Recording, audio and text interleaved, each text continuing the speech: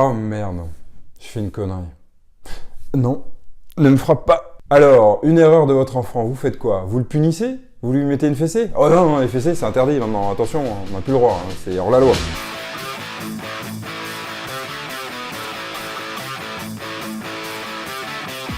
Alors, le sujet aujourd'hui, c'est pas de parler des fessées ou pas, c'est de parler de l'erreur. Qu'est-ce que l'erreur après tout, si ce n'est un apprentissage et une chance pour la personne qui commet l'erreur d'apprendre sur elle-même et d'apprendre pour mieux faire par la suite.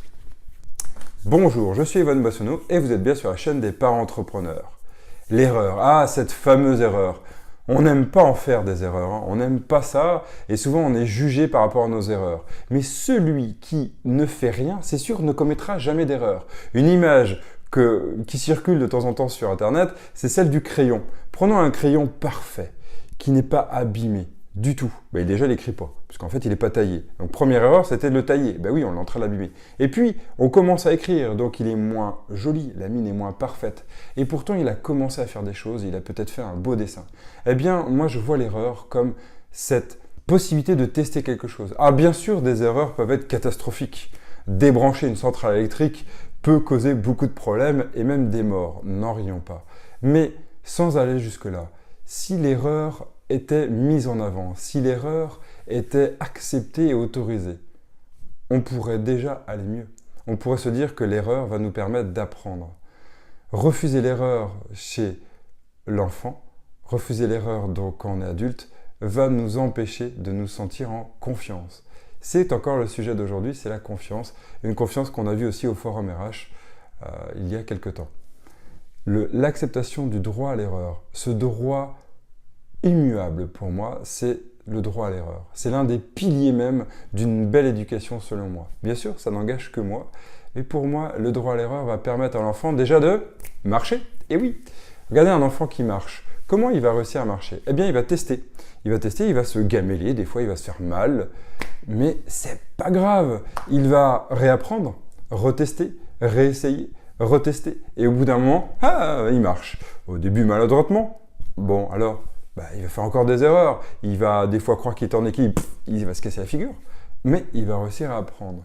Eh bien, ce droit à l'erreur qu'il avait quand il était petit, pourquoi on lui enlèverait quand il grandirait?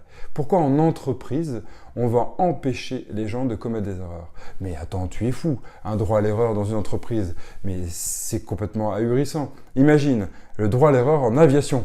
Ah oui, c'est sûr que là, pas le droit à l'erreur, c'est vrai. Mais à côté de ça, est-ce qu'on ne pourrait pas avoir le droit à l'erreur dans ce qu'on va tester, ce qu'on va essayer?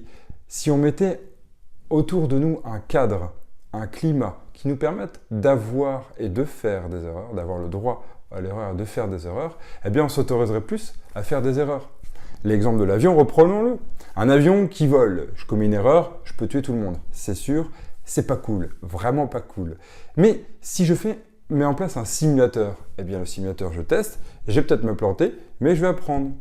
Donc l'idée à retenir ici, c'est que souvent on met en condition un salarié, un enfant, on le met dans des conditions qui ne sont pas prévues pour eux et qui sont trop difficiles. Alors c'est sûr, on va juger l'erreur. Alors que si on le mettait dans des conditions où l'erreur n'est pas grave ou moins grave, elle va permettre d'apprendre, eh bien l'enfant va se sentir en confiance, l'erreur est acceptée et le verre cassé, c'est pas grave, après tout. S'il ne va pas marcher dessus, pas de souci. Et vous fonctionnez comment face à l'erreur? Vous acceptez vos erreurs? Vous pensez que c'est crucial, important pour l'éducation de nos enfants et même en entreprise? Fonctionnez comment d'ailleurs en entreprise avec vos salariés? Dites-moi en plus en commentaire. Si cette vidéo vous a plu, laissez-moi un like. Je vous dis à très vite sur la chaîne des parents entrepreneurs et d'ici là, portez-vous bien.